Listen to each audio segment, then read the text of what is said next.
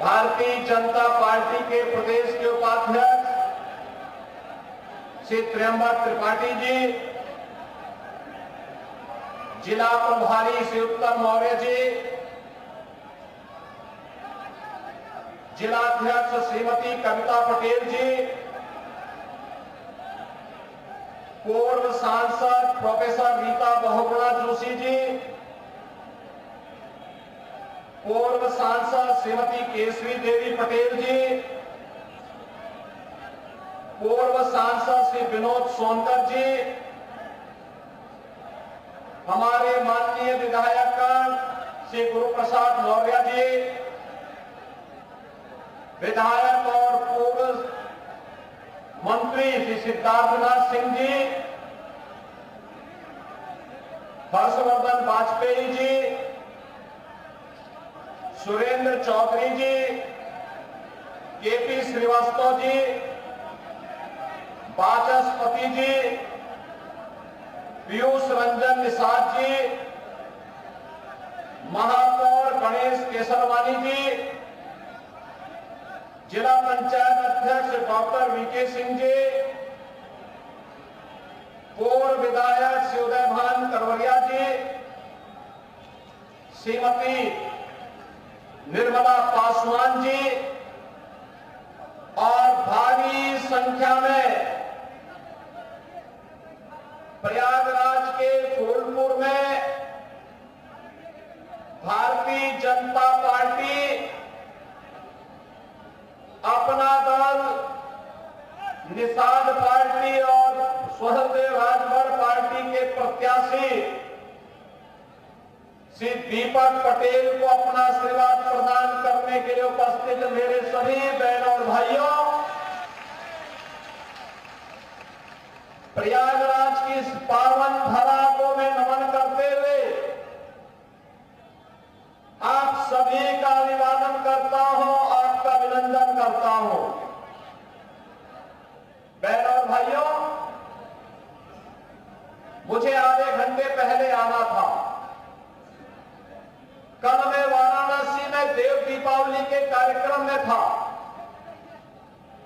देश के महामहिम उपराष्ट्रपति जी आज वहां पर उपस्थित थे। देवताओं की दीपावली हमारी काशी में कैसे होती है, दुनिया ने देखा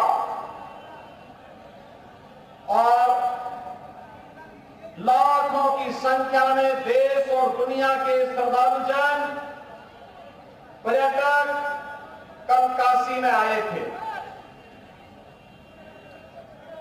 और मैं प्रयागराज के फूलपुर विधानसभा क्षेत्र में आने के लिए समय पे हम लोग चलते, लेकिन कल रात्रि में एक दुखद घटना झांसी में घटित हुई। झांसी रानी लक्ष्मीबाई मेडिकल कॉलेज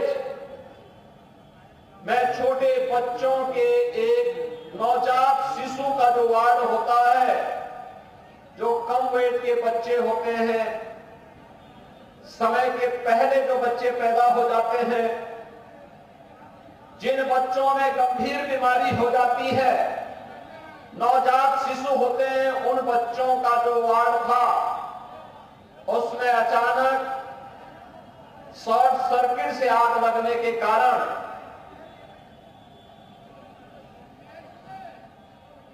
वहां पर एक दर्दनाक घटना घटित हो गई थी। 10 मासूम बच्चे, उस 10 बच्चों की वहां दुखद मौत हुई है। शेष बच्चे सुरक्षित हैं। वहां पे स्वास्थ्य विभाग की पूरी टीम, मेडिकल कॉलेज की पूरी टीम, प्रशासन और पुलिस प्रशासन की पूरी टीम सभी को सुरक्षित निकालने में सफल रही। लेकिन मेरी संवेदना उन सभी परिजनों के प्रति है जिन्होंने अपने मासूम बच्चों को खोया है, और मुझे लगता है कि संवेदना के इस क्षण में हमारी संवेदना इस प्रकार की दुखद देने के लिए, बहनों और भाइयों, आज जो कुछ भी आपको परिवर्तन दिखता है देश में और प्रदेश में, कि प्रधानमंत्री मोदी जी के नेतृत्व में उनके यशस्वी मार्गदर्शन में ही संभव हो पा रहा है। चाहे मेडिकल कॉलेज की स्थापना के कार्य हो, चाहे वह देव दीपावली का भव्य कार्यक्रम काशी का रहा हो, चाहे वह दीपोत्सव का भव्य आयोजन अयोध्या धाम का हो, चाहे वह गंगा एक्सप्रेसवे को मेरठ से प्रयागराज से जोड़ने का हो, चाहे वह 2025 का भव्य और दिव्य कुंभ का हो, ये केवल और केवल डबल इंजन की भाजपा की सरकार कर सकती है। समाजवादी पार्टी का कोसों दूर तक इससे कोई रिश्ता नहीं है। बहनों और भाइयों, इनको विकास से कौन मतलब है? इनको युवाओं से कौन मतलब रह गया? इनको किसानों से कौन मतलब रह गया? इनको व्यापारियों से मतलब नहीं, इनको विकास से मतलब नहीं। इनका तो एक ही सिद्धांत है कि सबका साथ और सेफरी परिवार का विकास। उससे ऊपर सोच भी नहीं सकते, उससे ऊपर इनकी सोच है भी नहीं। याद करिए, हमने पहले दिन कहा था उत्तर प्रदेश के अंदर, उत्तर प्रदेश की धरती को दंगा मुक्त बनाएंगे। उत्तर प्रदेश की धरती में कोई भी माफिया हो, वह खनन माफिया हो, वह नकल माफिया हो, वह वन माफिया हो, वह पशु माफिया हो, उससे सख्ती से निपटेंगे। और बहनों और भाइयों, आपने देखा होगा समाजवादी पार्टी को इससे पीड़ा होती है। नकल माफिया को बचाने के लिए वह कितनी अड़ी चोटी, आज भी आप देख लीजिए, जितने बड़े दुर्दांत तो खतरनाक माफिया है, वे सब सपा के गले के हाड़ हैं। उन्हीं से इनकी आजीविका चलती है, उन्हीं के भरोसे ये लोग जीते हैं। और इसी ने जब युवाओं के लिए शुचितापूर्ण तरीके से परीक्षाएं हो, जब सरकार उन युवाओं के हित के लिए कार्य करते, हमने तो पहले दिन कहा था कि युवाओं के भविष्य के साथ खिलवाड़ करने वाले के भविष्य के साथ फिर हम भी खिलवाड़ करेंगे। हमारे युवाओं के भविष्य के साथ किसी को खिलवाड़ करने की छूट नहीं मिलनी चाहिए। और मैं फिर कहता हूं, नकल माफिया के खिलाफ हम कार्रवाई करेंगे। किसी भी युवा के भविष्य के साथ खिलवाड़ करने की छूट नहीं देंगे किसी को भी। प्रतियोगी परीक्षाएं सुचितापूर्ण तरीके से संपन्न हो, इसके लिए माहौल सरकार भी बनाएगी, संबंधित चयन बोर्ड और आयोग भी उसके लिए पूरी प्रतिबद्धता के साथ कार्य कर रही है। अच्छे नौजवान जब सेवा में आएंगे तो विकास की गति को द्रुत गति से आगे बढ़ाने के साथ ही गरीबों तक शासन की योजना को पहुंचाने में भी अपना योगदान देंगे। और प्रयागराज की धरती तो ये भगवान प्रयागराज की है, भगवान बेड़ी माधव की है, भगवान भारद्वाज की है, मां गंगा यमुना और सरस्वती की त्रिवेणी की है। ये पावन धरा तो हमारे लिए एक ऐसी पावन धरा है कि प्रयागराज का कुंभ अब तो दुनिया के अंदर मानवता के मूर्त सांस्कृतिक धरोहर के रूप में प्रधानमंत्री मोदी जी के प्रयास से आज मान्यता प्राप्त कर चुका है। बहनों और भाइयों, ये समाजवादी पार्टी राम मंदिर का विरोध करती है, दीपोत्सव का विरोध करती है, देव दीपावली का विरोध करती है, परीक्षाओं की शुचिता का विरोध करती है, विकास के कार्यों का विरोध करती है, गरीब कल्याणकारी योजनाओं को, जो गरीबों को लाभ मिलता है, उसका भी विरोध करती है। यह तो केवल और केवल बांटने की राजनीति पे विश्वास करती है। बहनों और भाइयों, अयोध्या में 500 वर्षों का इंतजार क्यों हमें करना पड़ा था? क्यों करना पड़ा था? क्योंकि हम बटे थे। काशी में क्यों हमें अपमान झेलना पड़ा था? क्योंकि हम बटे थे। मथुरा में क्यों अपमान झेलना पड़ा? क्योंकि हम बटे थे। और जब बटे थे तो कटे थे। बटना नहीं है, एकजुट होना है। याद रखना, भारत की आज की सबसे बड़ी चुनौती है जाति के नाम पर बांटने वाले लोग देश के दुश्मन की तरह काम कर रहे हैं। ये आपको जाति के नाम पर बांटेंगे, तुष्टीकरण की नीति पर चलेंगे। दुर्भाग्य से अगर सत्ता कभी ऐसे लोगों को मिल जाती है तो गरीब हिंदू तक ही लगाई देखते रह जाता है, लेकिन कभी उसको शासन की योजना का लाभ नहीं मिल पाता है।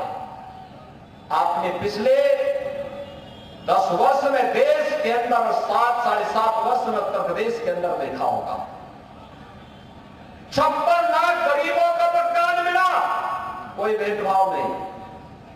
2.5 करोड़ से अधिक गरीबों के घर में शौचालय बने, कोई भेदभाव नहीं। लगभग 2 करोड़ गरीबों के घर में उज्ज्वला योजना का रसोई गैस का सिलेंडर पहुंचा, कोई भेदभाव नहीं। बहनों और भाइयों, 1 करोड़ 56 लाख गरीबों को फ्री में बिजली के कनेक्शन मिले, कोई भेदभाव नहीं। 14 लाख किसानों के बिजली के बिल, ट्यूबवेल के बिल माफ किए गए, कोई भेदभाव नहीं हुआ। करोड़ों किसानों के से हम उनके धान और गेहूं की एमएसपी के दाम पर उपज खरीदते हैं, कोई भेदभाव नहीं हुआ, कोई भेदभाव नहीं हुआ। प्रदेश में 15 करोड़ और देश में 80 करोड़ गरीबों को फ्री में राशन दिया जा रहा है, कोई भेदभाव नहीं।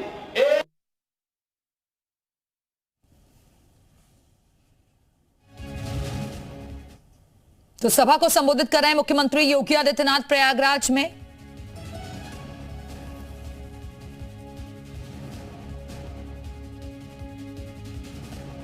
भेदभाव नहीं हुआ, कोई भेदभाव नहीं हुआ। प्रदेश में 15 करोड़ और देश में 80 करोड़ गरीबों को फ्री में राशन दिया जा रहा है, कोई भेदभाव नहीं।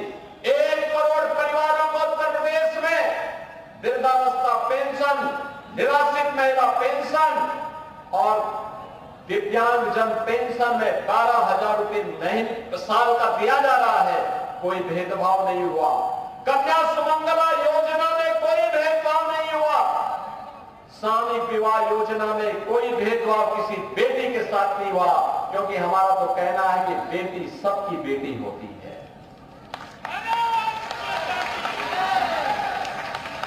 आयुष्मान भारत में 10 करोड़ उत्तर प्रदेश का नागरिक 5 लाख रुपए का स्वास्थ्य कवर प्राप्त करता है, कोई भेदभाव नहीं हुआ।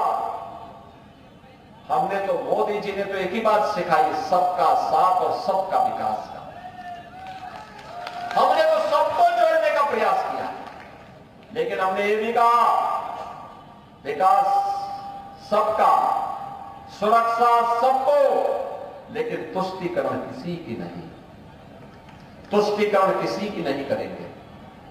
बहनों और भाइयों, ये समाजवादी पार्टी कहां ले जा रही थी देश को, प्रदेश को? इनका गठबंधन कहां देश को ले जा रहा था? हर दिन एक नया घोटाला होता था, हर दिन एक नया घोटाला होता था। विकास से इनको कोई लेना देना नहीं था। ये जो गंगा एक्सप्रेस वे बनने जा रही है, प्रयागराज को जोड़ेगी पश्चिमी उत्तर प्रदेश से, मात्र 6 से 7 घंटे में प्रयागराज से आप मेरठ पहुंच जाएंगे और वहां से 45 मिनट में दिल्ली पहुंच जाएंगे। कितनी बेहतर कनेक्टिविटी हो गई। और इसीलिए बहनों और भाइयों, मैं आप सबसे कहने के लिए आया हूं, ये समाजवादी पार्टी आपको गुमराह करेगी। इनके तमाम ऐसे लोग घूमेंगे, सोशल मीडिया प्लेटफॉर्म में आपस में लड़ाने का कार्य करेंगे। हमें इतिहास से सबक सीखना है और मैं इसीलिए कहने के लिए आया हूं कि प्रदेश सरकार ने जो आपसे कहा था, आप याद करिए, इसी मंच पर श्रीमती जयापाल भी है, पूजा पाल भी है। क्या हुआ था इन लोगों के साथ?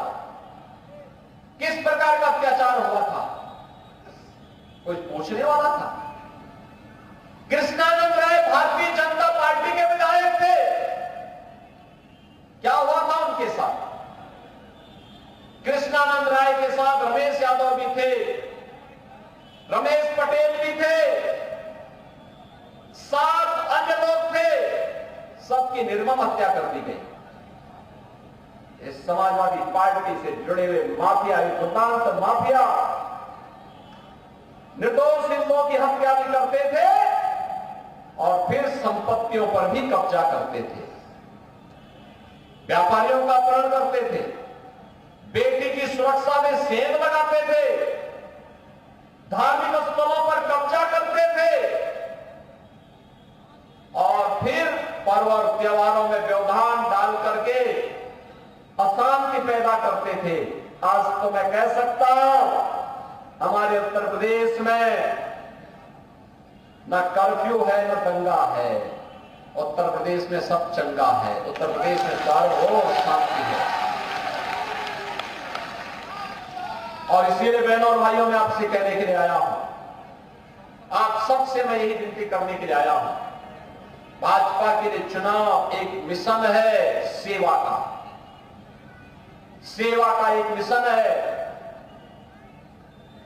समाजवादी पार्टी, बहुजन समाजवादी पार्टी के लिए चुनाव एक व्यवसाय है, अपने कारनामों को अंजाम देने का, जनता को शोषण करने का, अराजकता फैलाने का सर्टिफिकेट प्राप्त करने का, इनको अराजकता पैदा करने, भ्रष्टाचार पैदा करने, गुंडागर्दी फैलाने, कर्फ्यू लगाने, दंगा कराने, लूट मसोट करने का ये सर्टिफिकेट हमें नहीं देना चाहिए, कतई नहीं देना चाहिए। इनकी जमानतें जब्त होनी चाहिए। और यही कहने के लिए आज मैं आपके पास आया हूं। भारतीय जनता पार्टी, अपना दल, निषाद राज पार्टी, हमारे जितने भी सहयोगी दल हैं, इन सब ने श्री दीपक पटेल को प्रत्याशी बनाकर के आपके बीच उतारा। बहनों और भाइयों, वो एक अनुभवी और कर्मठ कार्यकर्ता है, अनुभवी है, कार्य करने का अनुभव है और साथ साथ जूझने का भी एक सामर्थ्य है। विकास के लिए जो भी आपका आह्वान होगा, वो विकास आपके फूलपुर में पहुंचेगा, फूलपुर में आएगा। उसके लिए फूलपुर वासियों को फिर इधर उधर जाने की आवश्यकता नहीं पड़ेगी। अच्छे लोग चुनेंगे तो विकास आपके द्वार तक लेके आ जाएगा। और इसीलिए मैं आपसे कहने के लिए आया हूं, 20 तारीख को जो चुनाव होने जा रहे हैं, इस चुनाव में से दीपक पटेल जी को कमल चुनाव चिन्ह पर भारी बहुमत से विजयी बना करके भेजना है, बना के भेजेंगे। फूलपुर में थोड़ा दोनों हाथ ला करके आशीर्वाद लेकर के बताओ, मुझे आश्वस्त करो।